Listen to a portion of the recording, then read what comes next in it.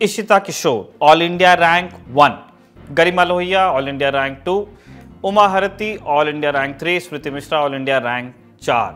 ये नाम पिछले 24 घंटों में कई बार आपके सामने से गुजर चुके होंगे। अब ये लड़कियां आईएएस बनेंगी, पूरे जिले का प्रशासन संभालेंगी, देश का प्रशासन संभालेंगी। ये लड़कियां आईपीएस भी बनेंगी, कानून व्यवस्था की देखरेख करेंगी। अखबारों में, टीवी न्यूज़ चैनल्स में, डिजिटल मीडिया प्लेटफॉर्म्स पर चारों तरफ इन्हीं लड़कियों की चर्चा है। और चर्चा हो भी क्यों ना, इन लड़कियों ने देश की सबसे कठिन मानी जाने वाली परीक्षा में अपना लोहा मनवाया है, तमाम दुश्वारियों, परेशानियों और सामाजिक बाधाओं को पीछे छोड़ते हुए। और ऐसे केवल 4 ही लड़कियां नहीं हैं। यूपीएससी सिविल सर्विस परीक्षा 2022 में जितने कैंडिडेट पास हुए हैं उनमें 34% लड़कियां ही हैं। और ये लगातार दूसरा साल है जब टॉप 3 स्थानों पर लड़कियों का ही कब्जा रहा। तो आज ललन टॉप शो में बात इन्हीं लड़कियों की होगी। जानेंगे कि क्या वजह है लड़कियों की बढ़ती भागीदारी के पीछे, पिछले कुछ सालों में किस तरह से लड़कियों की संख्या बढ़ी है।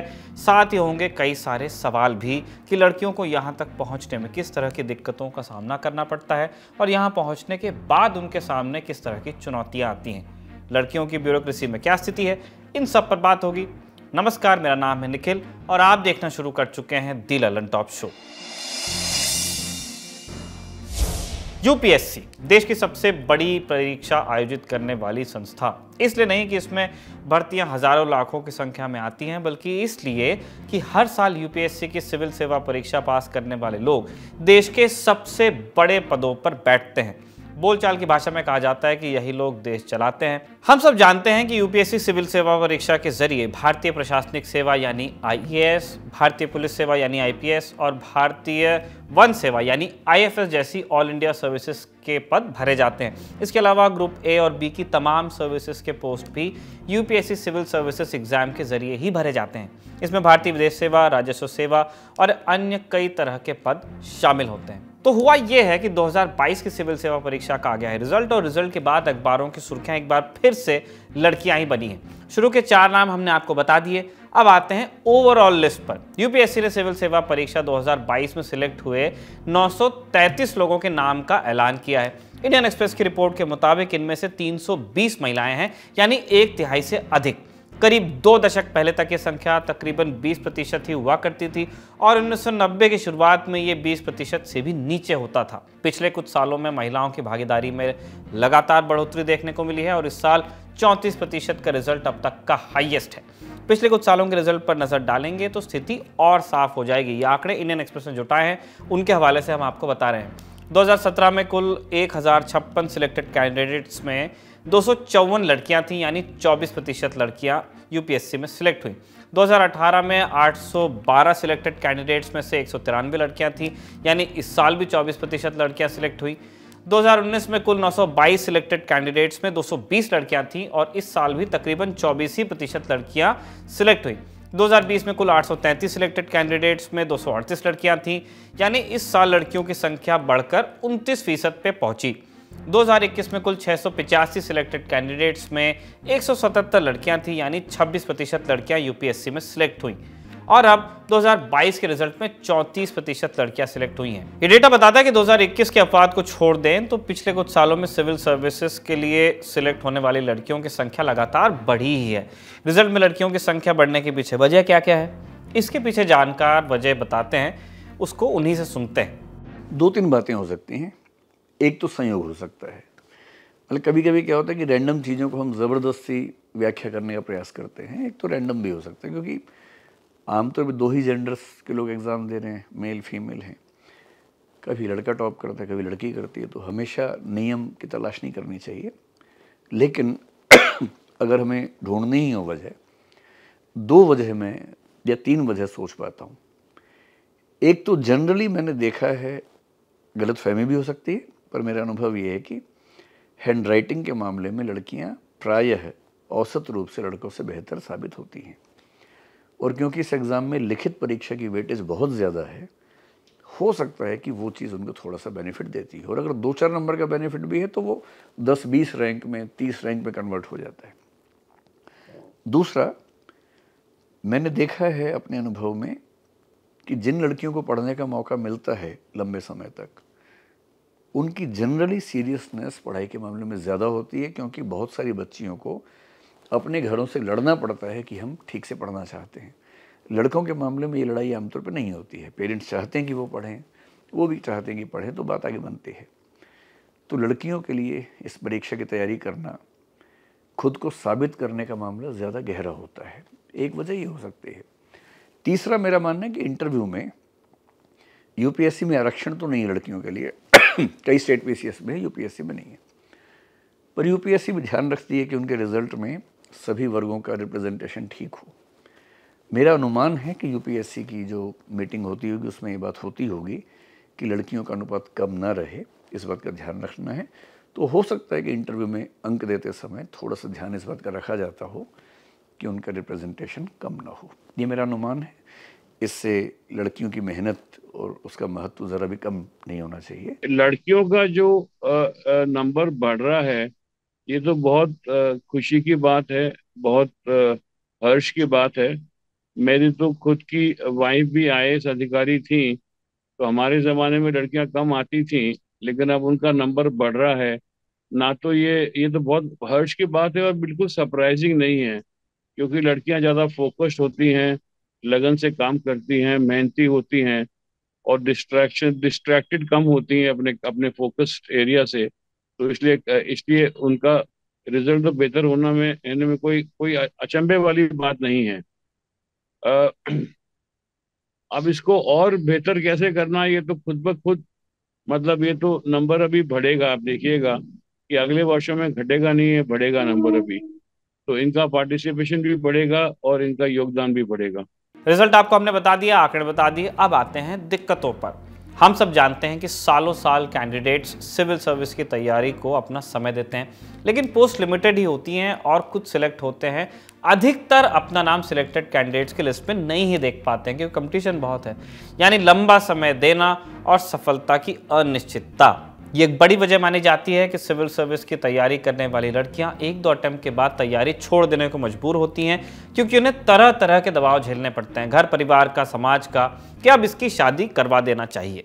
यूपीएससी के नतीजों में लड़कियों की कम संख्या के पीछे ये एक बड़ा कारण माना जाता रहा है। लेकिन क्या इसमें कुछ बदलाव हो रहा है? क्या अब लड़कियों को तैयारी करने का अवसर पहले की अपेक्षा कुछ ज़्यादा मिल रहा है? आप विशेषज्ञों से सुनिए। मैं ये ज़रूर कहूँगी कि इंस्पिरेशन, जैसे जब लड़कियां ज़्यादा सेलेक्ट होती हैं तो और ज़्यादा लड़कियों को इंस्पिरेशन मिलता है कि भाई हम भी कर सकते हैं, वो भी ट्राई करती हैं। जब लड़कियां यूपीएससी क्लियर करती हैं तो एक पेरेंट्स के दिमाग में भी एक बैरियर टूटता है कि हम भी अपने बच्चों को आगे बढ़ा सकते हैं, तो उनकी तरफ से भी एक सपोर्ट आता है। तो बहुत सारे सोसाइटल फैक्टर्स हैं जो एक साथ मिलकर इस चीज़ को आगे बढ़ाते हैं। और ये हमेशा से है कि जो जिसको बहुत ही जैसे मेहनत करके कोई चीज़ मिलती है तो उसकी उसको वैल्यू भी ज़्यादा होती है। तो बच्चियों को, बेटियों को बहुत देर से ही सही, लेकिन बहुत मुश्किल से लड़ाई लड़कर पढ़ाई मिली है, या freedom to do their choice of course, या वो जो पढ़ना चाहती हैं वो मिला है। तो इसलिए उनको उसकी कद्र ज़्यादा है। तो आई थिंक महिलाओं में वैसे भी एक सिंसियरिटी ज़्यादा होती है जनरली, अगर हम जनरल बात करें तो इसीलिए जब उनको मौका मिला, अवसर मिला, परिवार की तरफ से सपोर्ट मिला, आगे बाकी एग्जाम्पल्स मिले, इंस्पिरेशन मिली, तो उनकी जो भागीदारी है वो बड़ी है। और आगे मुझे लगता है कि ये एक बहुत ही सुखद ट्रेंड है, ये आगे भी मुझे लगता है कंटिन्यू ही रहेगा। देखिए, जहां तक महिलाओं को मौका मिलने की बात है तो मैं ये इस पर ये अच्छा सवाल आपने पूछा। मेरा ये मानना है कि उनके साथ कोई फेवर सरकारों ने नहीं किया। ये जो कुछ भी वो अचीव कर रही वो अपने बलबूते पे कर रही, क्योंकि अभी महिलाओं की को पुरुषों की तुलना में कोई भी ना तो एज में रिलैक्सेशन मिला है, ना उन्हें कोई रिजर्वेशन है। इसलिए जो भी वो कर रही हैं वो अपने बूते पे कर रही। देखिए, मैं अपने समय में देखूं, मैंने 78 में आईएएस एग्जाम दिया था। उस समय जो हमारे बैच था, उस बैच की 20 से 25% के आसपास महिलाएं आईएएस बनी थी। तो अगर आप संख्या देखें तो संख्या में मैं कोई बहुत ज्यादा बढ़ोतरी होता नहीं पाता। देखिए, ये जो पिछले 20-22 वर्षों में जब से ये वाईफाई का और इसका जैसे कहते हैं इंटरनेट का जो बढ़ा है पेनिट्रेशन, इससे महिलाओं को एग्जाम देने में बहुत सुविधा बढ़ी। क्यों? देखिए, पहले होता क्या था कि अगर आप प्रिपरेशन करना चाहिए तो उसके लिए मटेरियल की उपलब्धता बहुत कम थी। लेकिन आज पुरुष और जो मेल और फीमेल दोनों कैंडिडेट्स को बराबर की चीजें घर बैठे मिल जा रही। देखिए, लड़कों के लिए बाहर जाकर कोचिंग सेंटर ज्वाइन कर लेना ये बड़ी आम बात है, सामान्य बात है। लेकिन महिलाओं के लिए सामान्यतः कुछ परिवारों को छोड़ दिया, मैं उनकी बात कभी नहीं करता जो परिवार ज्यादा आगे बढ़ गए हैं सोच में। मैं हमेशा जब महिलाओं की बात कर रहा हूँ तो मैं उन महिलाओं की बात कर रहा हूँ जहां पर अभी भी रूढ़िवादी प्रथाएं उनके घरों में हैं और थोड़ा सा उनके विचारों में अभी उतनी, जैसे कहते हैं, वो ओपननेस नहीं आई है। मैं उन महिलाओं की, उन बच्चियों की बात कर रहा हूँ। उनके लिए घर छोड़कर बाहर इसके लिए, स्टडी के लिए निकलना बहुत मुश्किल था। उस कमी को इंटरनेट ने और जो हमारा जो विकास हुआ है इस दृष्टि से ऑनलाइन कोर्सेज का, उससे निश्चित रूप से बहुत इसका फायदा हुआ है। और मुझे लगता है कि आगे आने वाले समय में ये जो और डिजिटल मटेरियल की जो उपलब्धता हो गई है उससे महिला कैंडिडेट्स को निश्चित रूप से बहुत फायदा हुआ है और इनकी संख्या में बढ़ोतरी आनी चाहिए, जल्दी आनी चाहिए। ये अभी तक हमने जो आपको बताया वो रंगमंच की कहानी थी, स्टेज पर चमकते चेहरों की कहानी। लेकिन अब पर्दे के पीछे चलते हैं। इससे भी हमें आज समझना जरूरी है, हम जिस समाज में रहते हैं उसके कुछ इंडिकेटर्स हैं जो हमें ये बताते हैं कि समाज में किसी तबके की, किसी वर्ग की क्या हिस्सेदारी है। मसलन कैसा काम है, कितना काम है, राजनीतिक भागीदारी कितनी है, शिक्षा के अलग अलग स्तरों पर क्या स्थिति है, स्वास्थ्य व्यवस्था, डिसीजन मेकिंग बॉडीज में प्रतिनिधित्व कितना है, संपत्ति आपके पास कितनी है, इत्यादि। लेकिन जैसा जॉर्ज ऑरवेल अपनी कहानी एनिमल फार्म में लिख चुके हैं, all animals are equal but some animals are more equal than others. माने ऐसा सिस्टम जो बराबरी का दिखावा तो करता है लेकिन वहां बराबरी वास्तव में होती नहीं, चेहरा देखकर काम चलता है। और यही बात हमारे समाज में लैंगिक बराबरी पर लागू होती है। महिलाएं लेस इक्वल हैं। युग युगों से चले आ रहे पितृसत्तात्मक ढर्रों ने भारतीय समाज में महिलाओं की शिक्षा और रोजगार के विकल्पों को सीमित रखा, पढ़ाई से लेकर वर्कफोर्स तक। आप हमें फेमिनिस्ट कहकर खारिज न कर दें, इसलिए आपको डेटा देते हैं। ये समझते हैं कि आधी आबादी आज स्वतंत्रता, सम्मान और प्रतिनिधित्व की लड़ाई में कहां खड़ी है। 2022 की वर्ल्ड इकोनॉमिक फोरम के global gender gap report index के मुताबिक प्राइमरी एजुकेशन में लड़कियों की भागीदारी बढ़ी है। हिंदुस्तान में Sarva Shiksha Abhiyan, right to education act, mid day meal योजना और बेटी बचाओ बेटी पढ़ाओ अभियान जैसे केंद्र और राज्य सरकारों के प्रयासों ने स्थिति सुधार में भूमिका निभाई है। हालांकि बात जब उच्च शिक्षा की आती है तो जेंडर गैप साफ दिखने लगता है। राजनीतिक भागीदारी की बात करते हैं। यूएन वुमेन की रिपोर्ट के मुताबिक संसद में निर्वाचित महिला प्रतिनिधियों की लिस्ट में भारत 193 देशों में 148वें स्थान पर है।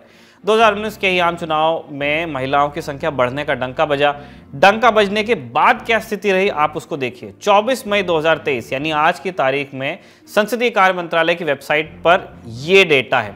542 लोकसभा सांसद हैं, इनमें से महज 78 महिलाएं। राज्यसभा में 224 सांसद हैं, सिर्फ 24 महिलाएं।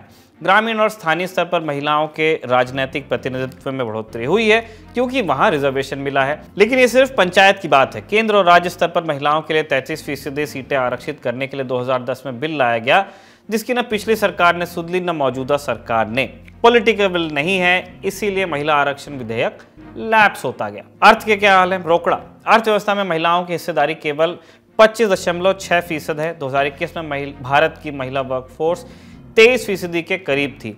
यहाँ पेड वर्क की बात हो रही है और ये नंबर दुनिया में सबसे कम की कैटेगरी में आता है। विश्व का औसत है 47%। पहले से ही और गिर रहे ग्राफ को महामारी ने और गिरा दिया है। विशेषज्ञों ने ये नोट किया है कि महिलाओं की शिक्षा और लेबर मार्केट में भागीदारी के बीच एक यू शेप्ड कर्व देखा गया, यानी मार्केट में निम्न और उच्च शिक्षित महिलाओं का हिस्सा बढ़ा है और मिडिल एजुकेटेड के मौके कम हुए हैं। अब आते हैं संपत्ति पर। राष्ट्रीय परिवार स्वास्थ्य सर्वेक्षण यानी NFHS के आंकड़े हमें बताते हैं कि केवल 42.3% के पास अपने नाम पर घर या जमीन है और 31.7% के पास संयुक्त रूप से संपत्ति है। इसी सर्वे में 51.2% महिलाओं ने बताया कि वित्तीय मामलों में उनकी सुनी जाती है, लेकिन ज्यादातर महिलाओं को अपना जीवन साथी चुनने की स्वायत्ता नहीं है। ये आंकड़े हैं जो समाज में महिलाओं की स्थिति के बारे में बताते हैं। वापस देश की सबसे ताकतवर संस्था माने जाने वाली ब्यूरोक्रेसी पर आते हैं। हमेशा से सिविल सर्विसेज को ट्रेडिशनली पुरुषों के प्रभुत्व वाला क्षेत्र माना जाता रहा है। भारतीय प्रशासनिक सेवाओं में ये कितने गहरे तक है, इससे एक कहानी से समझिए आप। अन्ना राजा मल्होत्रा पहली महिला आईएएस हैं। साल 1950 में जब वो इंटरव्यू के लिए बोर्ड के सामने आई तो उनसे कहा गया कि आप कोई और सर्विस ले लीजिए, औरतों के लिए सहूलियत वाली सेंट्रल कैडर की कोई सर्विस। लेकिन अन्ना राजम आईएएस के लिए अड़ी। नियुक्ति उनको मिली भी, लेकिन एक शर्त लगाई गई। ज्वाइनिंग लेटर में उनको लिख कर दिया गया कि अगर आपकी शादी होती है तो आपकी सर्विस समाप्त कर दी जाएगी। बाद में नियम बदला गया और अन्ना राजम शादी के बाद भी सर्विस में बनी रही। लेकिन अन्ना राजम की ये कहानी हमें बता देती है कि प्रशासनिक सेवाओं में एंट्री के लिए महिलाओं को कितना लंबा संघर्ष करना पड़ा है और ये संघर्ष पहुंचा कहां तक है। भारतीय प्रशासनिक सेवा के आंकड़ों और 2011 की केंद्र सरकार की रोजगार जनगणना के मुताबिक लोक सेवा के कुल कर्मचारियों में महिलाओं की कुल संख्या 11% थी। इंडियन एक्सप्रेस में छपी एक रिपोर्ट बताती है कि 1951 से लेकर 2020 तक कुल 11,569 आईएएस ऑफिसर्स में से केवल 1527 ही महिलाएं रही हैं। करीब 13% का आंकड़ा बैठता है। इसी रिपोर्ट में बताया गया है कि 2022 में केंद्र सरकार में 92 सचिव थे, इनमें से केवल 13 पदों पर महिलाएं थीं। पिछले कुछ सालों में सर्विस में एंट्री की स्थिति बेहतर हो गई है, लेकिन सर्विस में पहुंचने के बाद की स्थिति क्या है? क्या वहां भी किसी किस्म का भेदभाव है? क्या स्वास्थ्य, संस्कृति, वेलफेयर जैसे कुछ खास विभाग या पद ही मिलते हैं महिलाओं को, उसी के लिए उनको कंसिडर किया जाता है? ब्यूरोक्रेसी का अनुभव क्या रहा है, ये भी समझ लेते हैं सिस्टम में रह चुके लोगों से। माइंडसेट केवल और केवल तैयारी तक खत्म नहीं हो जाता, यही समाज आगे जाकर भी है। और ये सिर्फ यूपीएससी में नहीं है, आप कोई भी लीडरशिप रोल्स में या लीडरशिप ड्यूटीज में देखेंगे, चाहे प्राइवेट सेक्टर हो, कॉर्पोरेट सेक्टर हो या गवर्नमेंट सेक्टर हो, जो टॉप लेवल पे जो महिलाओं को जो चार्ज या रिस्पॉन्सिबिलिटी दी जाती है वो आज भी काफ़ी कम है। और ये दुख की बात है कि एक ही एग्ज़ाम देकर, एक ही तरीके की ट्रेनिंग करके दोनों पुरुष और महिला आईपीएस या आईएएस ऑफिसर्स बनते हैं, या अन्य जितने भी यूपीएससी के सर्विसेज हैं उनमें ऑफिसर्स बनते हैं। लेकिन जैसे ही हम सेलेक्ट होके जाते हैं तो सब लोग हमें lady officers, lady IPS officers या फीमेल आईपीएस ऑफिसर्स के नाम से बुलाने लगते हैं। ऑफिसर ऑफिसर होता है, ऑफिसर का मुझे नहीं लगता कि कोई जेंडर होना चाहिए, और होता भी नहीं है। ऑफिसर एक पोस्ट है, और पोस्ट की कभी कोई कास्ट या जेंडर या रिलीजन होता नहीं है। लेकिन ये हमारे समाज में अभी भी है कि भाई महिला है तो इसको थोड़ी से सॉफ्ट पोस्टिंग दे दो, या इसको थोड़े से मतलब चैलेंजिंग पोस्ट मत दो, क्या पता ये नहीं कर पाए या कर पाए। मेरा इतना ही कहना है कि आप चांस पूरा दीजिए, जिसको फेल होना होगा वो फेल हो जाएगा, उसमें क्या दिक्कत है। बहुत सारे धुरंधर मेल ऑफिसर्स भी बहुत बड़ी बड़ी पोस्टों पे फेल हुए हैं। तो आई थिंक वो जो इक्वालिटी ऑफ अपॉर्चुनिटी है वो किसी भी तरीके से उनसे डिनाई नहीं करनी चाहिए। डेफिनेटली चीज़ें चेंज हो रही हैं। मैं खुद 3 जिलों में पहली महिला एसपी रही हूँ, तो डेफिनेटली चीज़ें चेंज हो रही हैं। सामाजिक दृष्टिकोण है, सामाजिक रूप से ये धारणा रही है हमारे घरों में कि जो कठिन इम्तिहान हैं, जो या कठिन जो नौकरियां हैं वो केवल लड़के ही कर पाएंगे या लड़के ही उसमें सक्सीड कर पाएंगे। इसलिए हो सकता है कि मतलब इस मानसिकता से भी पहले लड़कियां कुछ कम इम्तिहान देती हों, इस संकोच में कि ये तो बड़ा कठिन एग्जाम है, लड़के ही कर पाएंगे।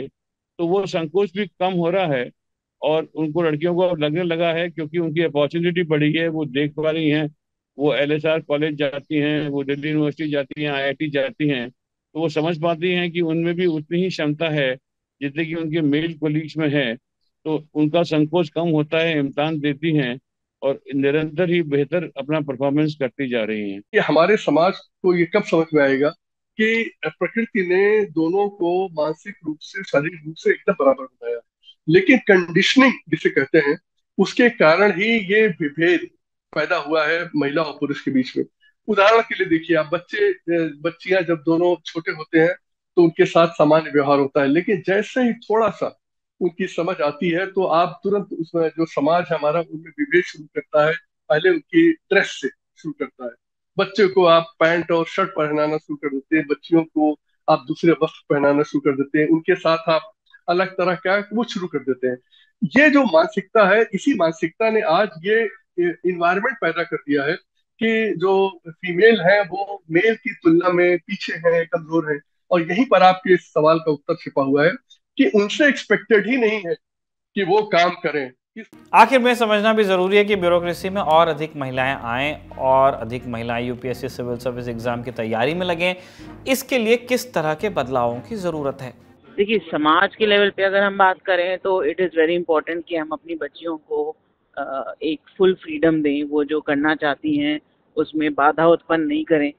अक्सर ये देखने को मिला है कि हायर एजुकेशन में जब भी बेटियां जाती हैं तो कहीं ना कहीं पेरेंट्स की तरफ से एक पुल फैक्टर होता है कि बस ठीक है, अब जितना तुमने पढ़ना था पढ़ लिया, अब तुम शादी करो और इस तरीके से जाओ। बट तो वो चीज़ समाज में हमें चेंज करने की ज़रूरत है। और ये जो ट्रेंड है यूपीएससी में लड़कियों का बार बार क्लियर करना, ये कहीं ना कहीं एक सुखद ट्रेंड है कि उस चीज़ को बल देता है कि पेरेंट्स को लगता है कि नहीं, बेटियों को आगे बढ़ाने से उनके पास अगर इकोनॉमिक इंडिपेंडेंस रहती है तो डेफिनेटली वो एक बेहतर समाज में अपनी अपने लिए छवि, अपने घर में, चाहे वो मायका हो, चाहे ससुराल हो, चाहे सोसाइटी में हो, एक उनकी जो इंडिपेंडेंस है वो आती है।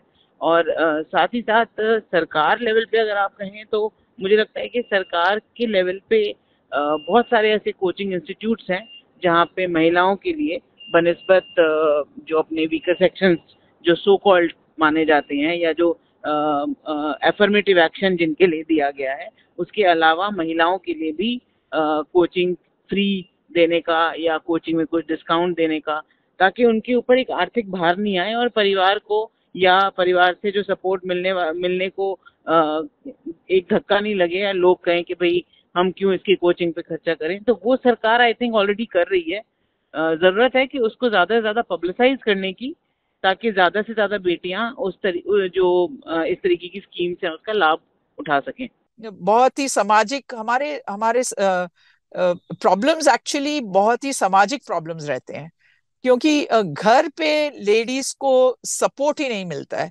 जब आप देखिए, स्पोर्ट्स में भी देखिए, कहीं और भी देखिए, जहां भी बहुत ही परिश्रम करके उनको बहुत कठिनाई के साथ और फैमिली के विरुद्ध जाके वो लोग अचीव करते हैं, उसके बाद उनको थोड़ा सा सपोर्ट मिलता है। हमारे समाज में हमारे विचार बदलने चाहिए। तो ये विचार नहीं बदलेंगे, जब तक हमारे विचार नहीं बदलेंगे, वो हमारे विमेन को बहुत महिलाओं को बहुत पीछे बुला लेती है। पीछे से हम लोग उनको सपोर्ट करने के बजाय उनको नीचे गिरा देते हैं। तो ये बड़ी प्रॉब्लम है, सामाजिक समस्या है। ये सामाजिक समस्या का हल हम समाज ही कर सकते हैं, एक साथ मिल के हम कर सकते हैं। और इसके आगे से जब वो लोग आईएफएस में एंटर कर जाते हैं, उसके बाद उनको अच्छी पोस्टिंग्स भी मिलनी चाहिए। तो हम लोग देखते हैं कि बहुत सालों से अच्छी अच्छी पोस्टिंग्स बहुत तरफ से लेडीज को नहीं मिलती है। उनको सिर्फ विमेन एंड चाइल्ड डेवलपमेंट, मैं ये नहीं बोल रही हूँ कि विमेन एंड चाइल्ड डेवलपमेंट कुछ कम बात है, बट उनको इंडस्ट्रीज मिनिस्ट्री, जहाँ थोड़ा बहुत मेल डोमिनेटेड रहता है, आईटी एंड बीटी, और वैसे इरिगेशन डिपार्टमेंट, यहाँ सब क्यों नहीं मिल सकता है? जब ओएनजीसी की सीएमडी महिला हो सकती है, तो हमारे finance minister, commerce minister, defence minister महिलाएं हो सकती हैं। तो आईएएस ऑफिसर्स क्यों टॉप स्लॉट्स में नहीं आ सकती है? महिलाएं टॉप स्लॉट्स में नहीं आ सकती है। वैसे हम आपको यहाँ एक बात बता दें कि प्रशासनिक सेवाओं में स्थिति फिर भी बेहतर थी।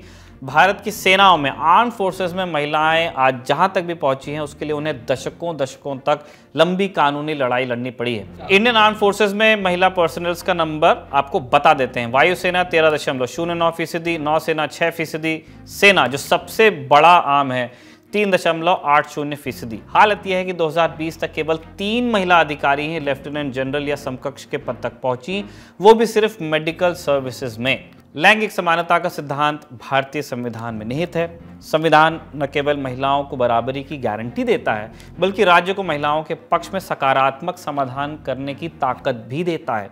यहाँ तक कि संविधान के हिसाब से हर नागरिक का मौलिक कर्तव्य यही है कि वो महिलाओं की गरिमा के लिए अपमानजनक प्रैक्टिसेस त्याग दे। लेकिन हमने आपको आंकड़े दिए ही, स्थिति क्या है बता दी।